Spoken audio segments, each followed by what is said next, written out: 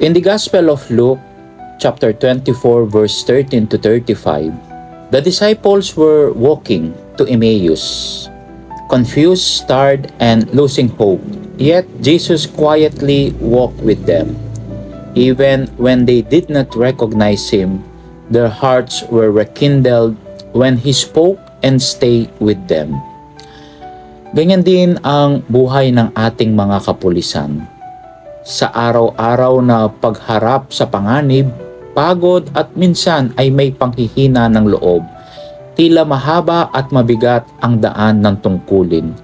Ngunit tulad ng mga alagad sa Emmaus, hindi tayo nag-iisa. Kasama natin ang Panginoon sa bawat pag-iikot, sa bawat responde at sa bawat sakripisyo para sa kapayapaan.